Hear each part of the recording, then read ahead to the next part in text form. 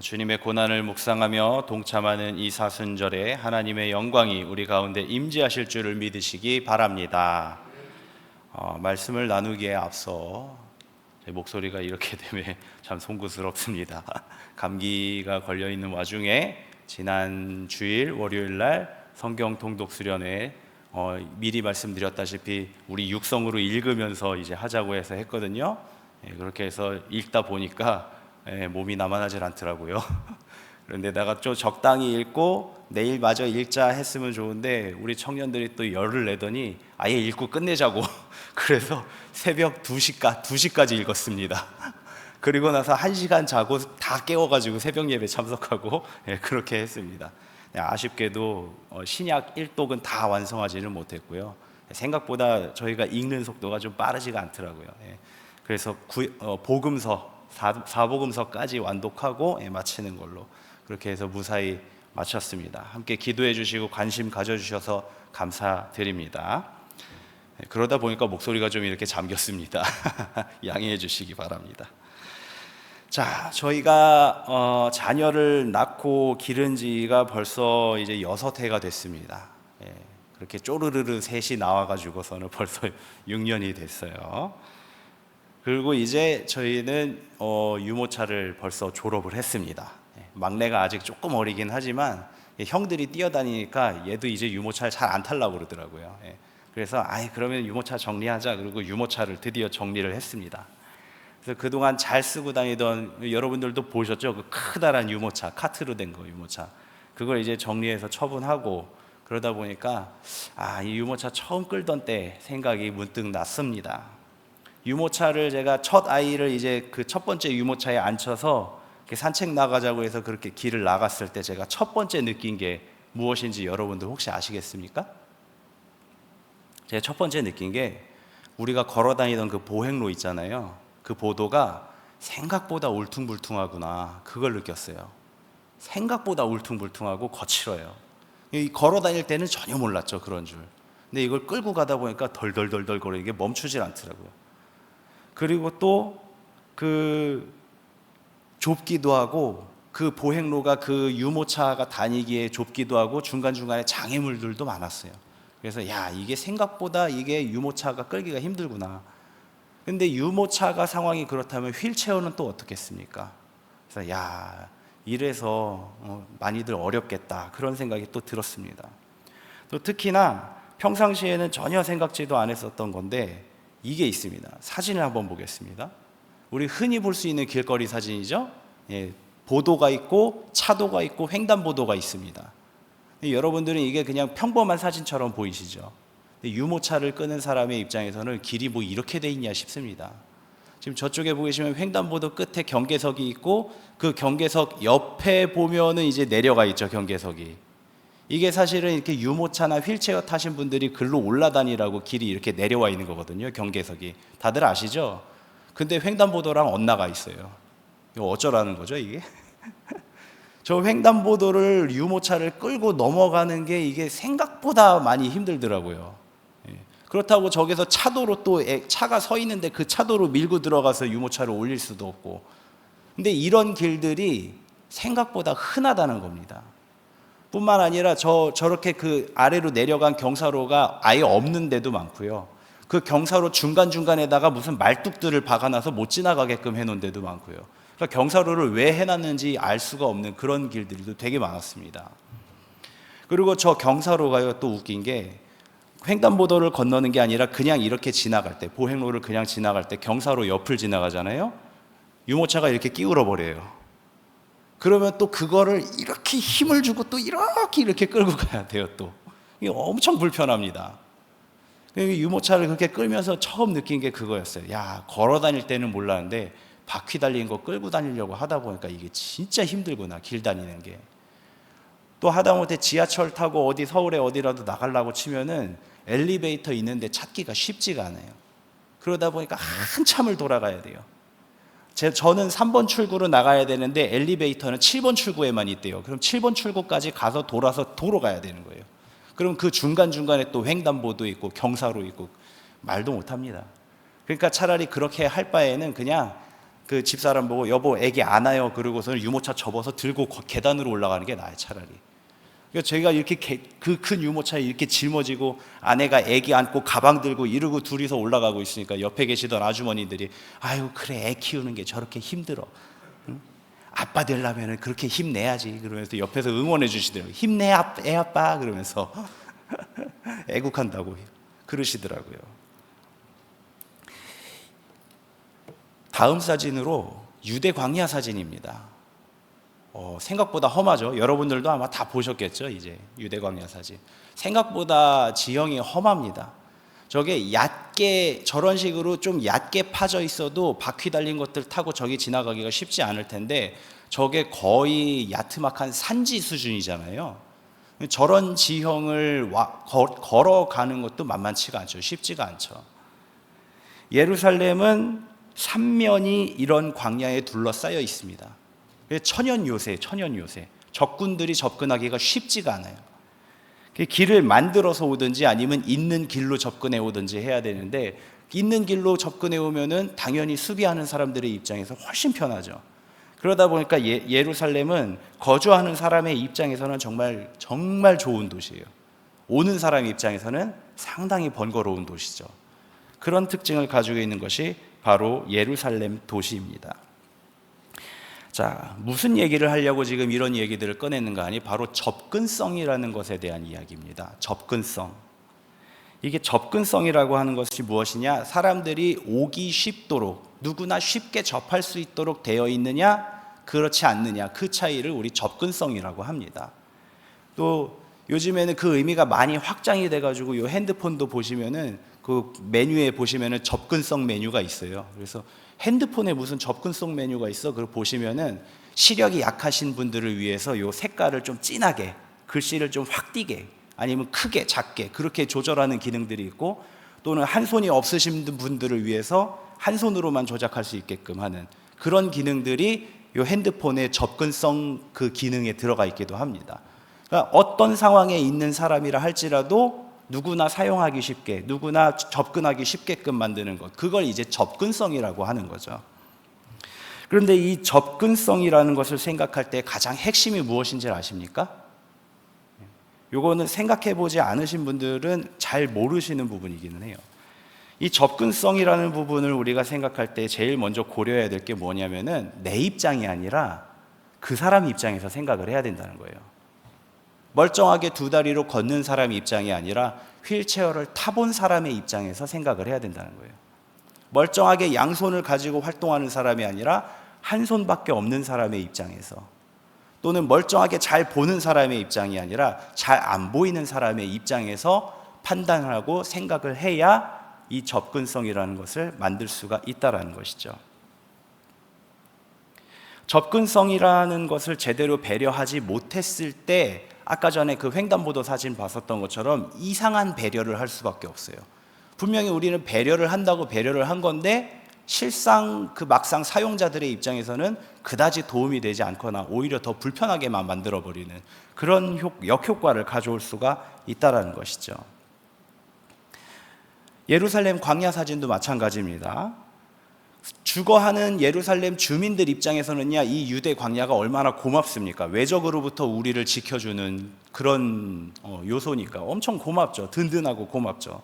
그러나 오는 사람 입장에서는 이만큼 골치 아픈 게 없습니다. 그래서 그 예루살렘으로 여행하는 길은 정해져 있는데, 대로가 정해져 있는데 그 대로에 그래서 그렇게 도둑들이 많았던 거 아니에요. 그렇게 예수님께서 그 비유를 말씀하신 그 사마리아 사람의 비유에, 선한 사마리아인의 비유에서도 보면 강도 만난 이야기가 나오죠. 그런 강도들이 저런 광야 한가운데 길이 나 있고 그 길에서 강도를 만나니까 어떻게 할 방법이 없는 거예요. 그러니까 많은 사람들이 한꺼번에 몰려가면 모르겠지만 그렇지 않고 혼자 여행하고 있으면 꼼짝없이 당할 수밖에 없는 거죠. 그렇게 해놓고서는 이렇게 질질 끌어다가 저 골짜기 한가운데다 던져버리면 찾을 길도 없는 겁니다. 요런 것들이 이제 접근성을 가로막는 요소가 된다라는 것이죠. 바로 오늘 이 접근성의 문제는 오늘 우리 교회뿐만이 아니라 오늘 이 현대의 모든 교회들이 가지고 있는 문제이기도 합니다. 왜 세상 사람들이 교회로 오는 발길을 끊을 수밖에 없는가? 왜 세상 사람들이 더 이상 교회에 관심을 안 가질 수밖에 없는가? 그건 바로 우리 교회의 접근성이 그만큼 떨어졌기 때문이 아닌가 생각해 볼 수가 있다는 것이죠. 바로 여기서 오늘 선지자 이사야는 하나님의 말씀을 우리에게 선포하고 있는 것입니다. 40장 3절 말씀에 외치는 자의 소리여 이르되 너희는 광야에서 여호와의 길을 예비하라. 사막에서 우리 하나님의 대로를 평탄하게 하라. 무너진 예루살렘이 회복될 것을 약속하시는 하나님께서 선지자 이사야를 통해 백성들에게 선포하신 말씀은 바로 여호와의 길을 예비하라라는 말씀이셨습니다. 사실 생각해 보면은 영이신 하나님이 오시는데 길이 무슨 상관이 있겠습니까? 하나님이 뭐 길 밟고 오시는 건 아니잖아요. 진짜 오신다 그러면 하늘에서 이렇게 재림을 하시겠죠. 오시겠죠. 그런데 하나님께서는 그럼 왜 길을 예비하라고 하셨을까? 그의 백성이 돌아오는 길이 평탄하기를 원하셨던 것은 아닐까 생각해 볼 수가 있는 것이죠. 멀리 떠나서 타지에서 오랜 시간 고향을 잃고서 타향살이를 했었던 또 그 먼 타향에서부터 고향으로 돌아오는 그 먼 여행길, 그리고 쉽지 않았던 내가 이 모든 걸 나의 삶을 정리하고 고향으로 돌아가겠다 하는 그 결심, 그 모든 것들을 끌어안고 고향으로 돌아오는 자기 백성들이 조금이라도 편하고 덜 피곤하게 그리고 기쁜 마음으로 돌아오기를 바라셨던 그런 마음은 아닐까. 다시 말하면 접근성이 좋아졌으면 하는 그런 바람이 아니셨을까 생각을 해보는 것입니다.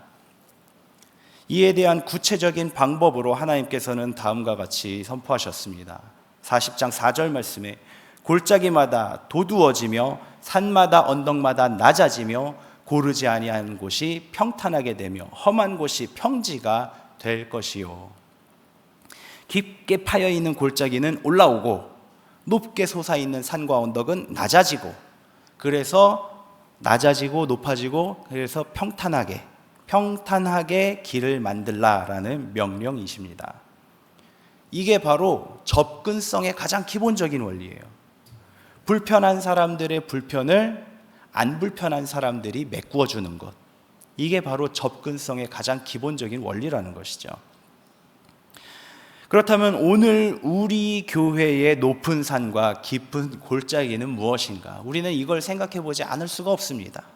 오늘 우리 제암교회의 높은 언덕은 무엇이고 깊은 골짜기는 무엇인가? 실제로 우리 교회가 언덕에 있기는 하죠. 언덕 위에 올라와 있기는 합니다. 그래도 예배당으로의 접근성은 좋은 편입니다. 저희 경사도 그렇게 완만하게 돼 있죠. 급하지 않게 접근성 괜찮은 편입니다. 지금은 뭐 공사 중이라서 주차장 문제가 조금 힘들기는 합니다만은 곧 있으면 이제 주차장 문제도 여유롭게 해결이 될 것이죠. 그런데 그 와중에서도 이제 혹시나 거동이 불편하신 분들이 우리 가운데 있으니까, 그러니까 기왕이면은 가까운 자리는 그런 분들을 위해서 양보를 하자. 이게 바로 접근성이라는 거죠. 그리고 우리는 괜찮은 분들은 조금 걷더라도 저쪽에다 차를 대고 이동하면 괜찮지 않겠나. 이런 배려가 우리 교회의 접근성을 높이는 것이라는 것이죠. 교회의 접근성을 높이는 것들이 이런 것뿐만이 아닙니다. 유아시설도 그렇습니다. 저희가 이제 그 사역을 내려놓고 동탄으로 이사를 갔을 때 이제 다녀야 되는 교회를 정해야 되는 그런 상황이었는데, 잠시라도 출석을 할 수 있는 교회를 찾아야 됐는데 주변에 유아실이 있는 교회가 없더라고요. 그 동탄에 거기가 신도시인데도 주변에 있는 교회들에 유아실을 갖추고 있는 교회가 없었어요. 그러니까 애는 셋인데, 그것도 그때 당시에는 이제 또 조지훈 목사님이 여기서 사역을 하고 있으니까 저 혼자 셋을 데리고 이제 예배를 갔어야 되거든요. 그런데 유아실이 없다, 그리고 본당에서 얘네들 데리고 예배를 드려야 된다. 그거 못 하겠더라고요. 그렇게는. 그러다 보니까 결국은 그냥 집에서 유튜브로 제암교회에 접속해가지고서는 집에서 아이들이랑 같이 예배를 드리고 그러고 있었죠. 그러다가 이제 출석을 직접 또 하게 되고 그러고 있었습니다. 뭐 그런 것들도 있고요. 또 어떤 경우는 예쁘게 외관을 잘 차려놓은 것도 접근성을 높이는 계기가 되기도 합니다. 제가 여기 요 전전번에 이제 사역할 때 저 평택에 있는 가제리 교회에서 이제 사역을 했었는데, 그 교회가 이제 조금 높은 언덕 위에 있었어요.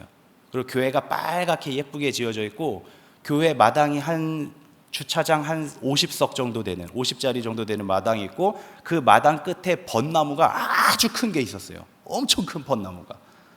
봄이 되면은 빨간 교회, 그리고 그 큰 벚나무에 호꽃이 확 펴 있으니까 고속도로를 지나가면서 그게 딱 보이는 거예요. 그러니까 지나가던 사람들이 드라이브 삼아서 교회를 방문을 하더라고요. 그래서 제가 이제 사역하다가 보면 오셔가지고 어떻게 오셨나요? 그러면 벚나무가 너무 이뻐서 오게 됐다고요. 들러보세요. 그래서 주보 한 장씩 드리고 이제 그렇게 했었던 기억이 납니다. 그런 것도 이제 교회의 접근성을 높이는 계기가 될 수가 있겠죠. 자, 이런 것들은 이제 근데 외부적인 접근성을 높이는 요소들이고, 더 중요한 것은 무엇이냐면 우리 개개인의 마음과 생각 속에 있는 접근성을 높일 필요가 있다. 우리 마음속 개개인의 영 속에 자리 잡고 있는 산과 골짜기를 메우는 일이 더 중요하다라는 것이죠. 어떤 분은 말이 드셉니다. 어떤 분은 고집이 셉니다. 어떤 분은 자기의 판단이 옳다라는 걸 절대적으로 믿으세요. 반대로 어떤 분은 하고 싶은 말이 있는데도 끝내 말을 못하세요. 어떤 분은 불편한 마음을 가지고 있는데도 그냥 하자는 대로 하자 그러고 따라가기만 합니다. 또 어떤 분은 늘 누가 뭐라고 할까 봐 그게 마음을 졸여요. 늘 눈치를 보면서 그러고 계셔요. 이러한 산과 골짜기들이 즐비한 곳이 바로 우리 교회의 현실이라는 것이죠.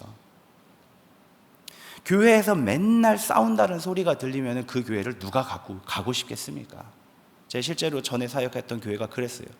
동네에서 아주 유명했어요. 저 교회는 맨날 싸우는 교회라고 유명했습니다.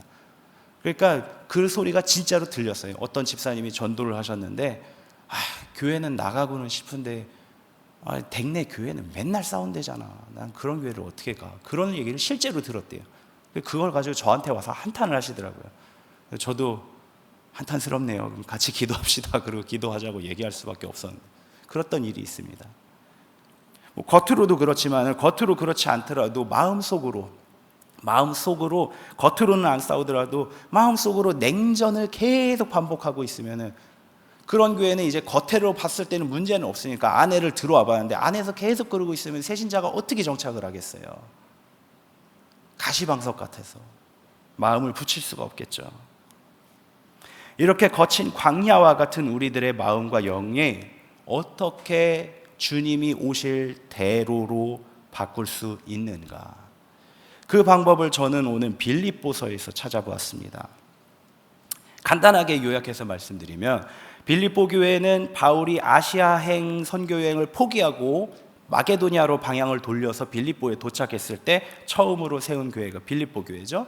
이 교회는 자색옥감 장수 루디아의 집에 세워졌습니다. 여기까지 다 아시는 내용이니까 빨리빨리 넘어갈게요. 그 루디아는 자색옥감 장수였는데 자색옥감이라는 게 매우 귀한 옷감이라고 얼마 전에 목사님 설교에서 함께 나눴었죠. 그게 근데 그냥 생산되는 게 아니라 공장에서 생산이 됩니다. 요만한 소라예요. 2-3cm 되는 소라인데 그 소라를 이렇게 들고 보면은 그 몸속에 요만한 주머니가 있대요. 그 주머니를 바늘로 톡 찌르면은 그거 피처럼, 그 피는 아닌데 그 피처럼 분비물이 톡 쏟아져 나오는데 그게 그 원료예요. 그럼 그거를 바가지에다 똑 떨어뜨리고 휙 던져 놓는 거예요. 그럼 걔는 이제 떨어져서 그 상처가 아물면 다시 이제 색소가 쌓이겠죠.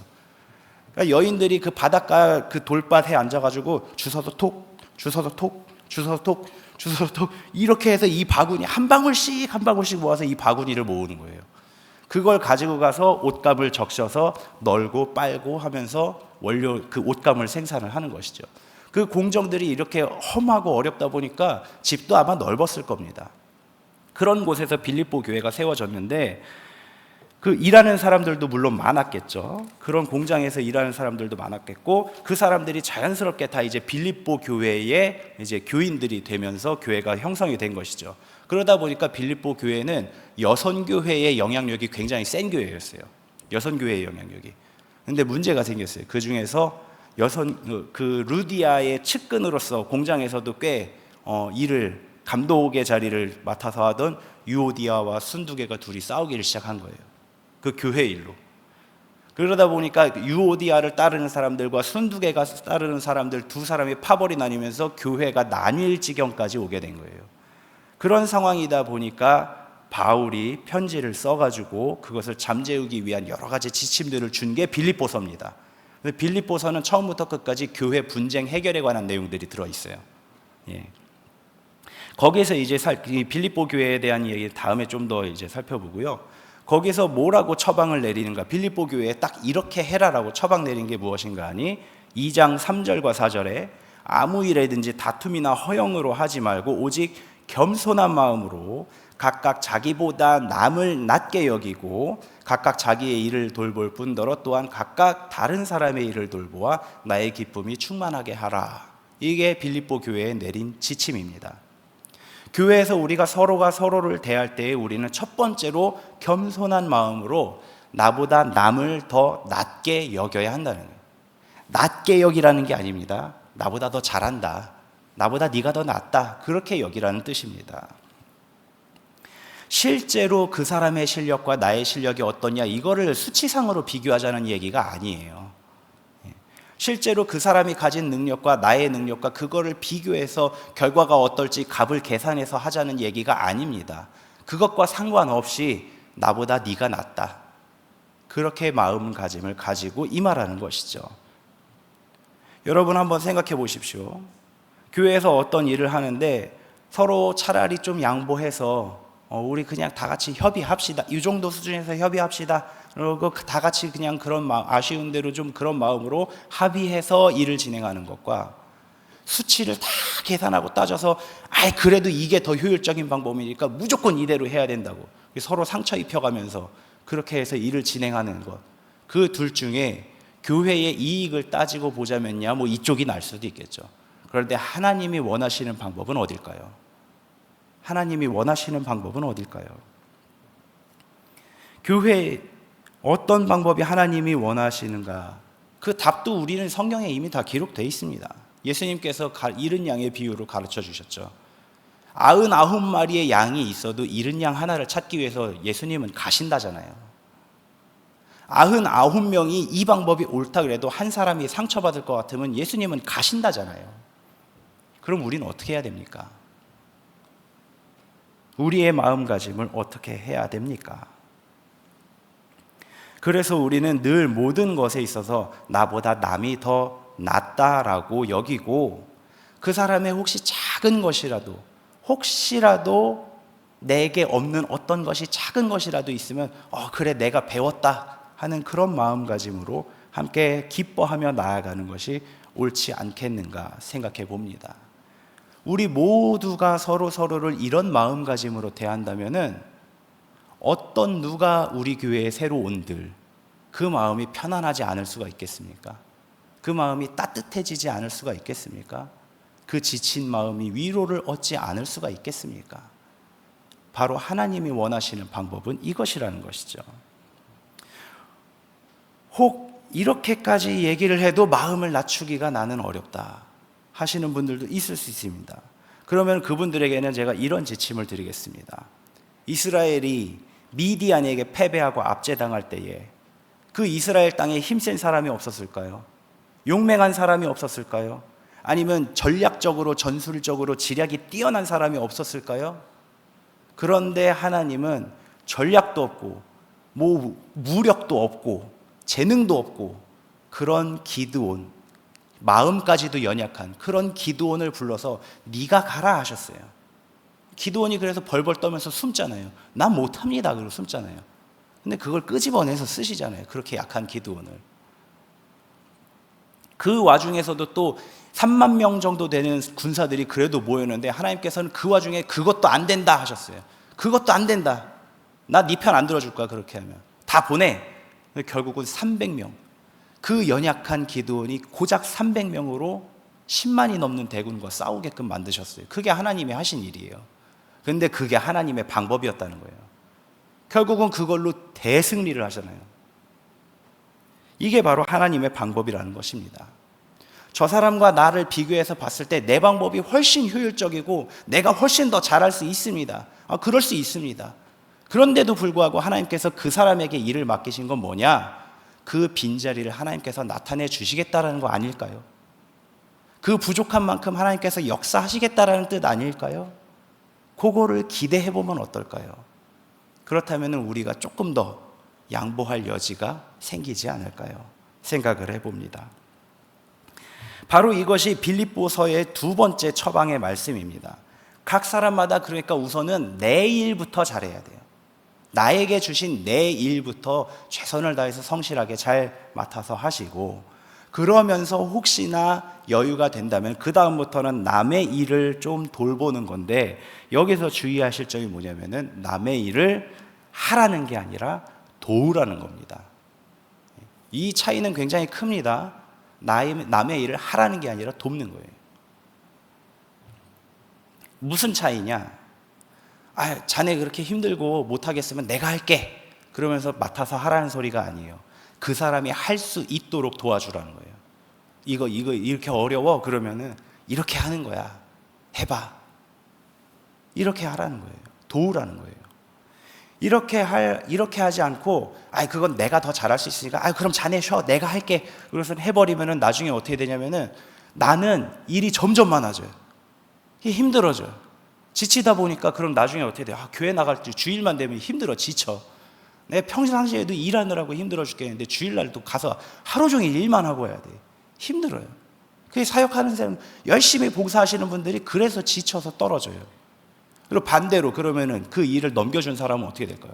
여기서도 밀려나고 저기서도 밀려나고 나중에는 교회에 내가 있을 자리가 없어요. 이 교회는 내가 없어도 되겠다. 그리고서는 조용히 있다가 조용히 나가는 거예요. 하나님께서 원하시는 방법은 이건 아닐 겁니다.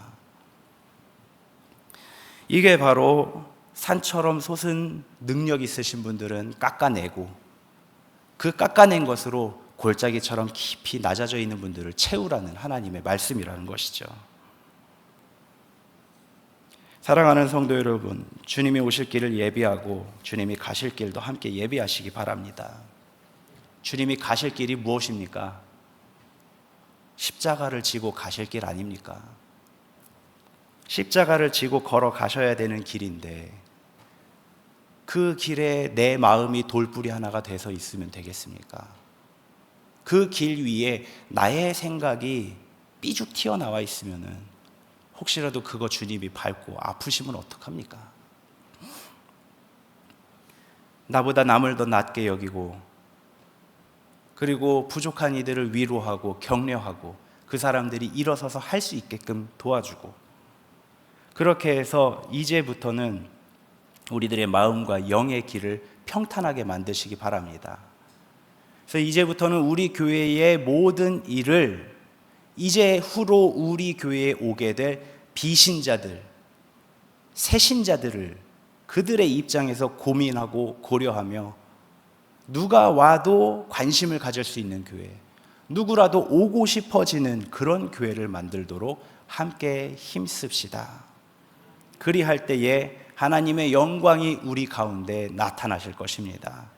마지막으로 이사야 40장 5절 말씀 함께 봉독하고 말씀을 마치겠습니다.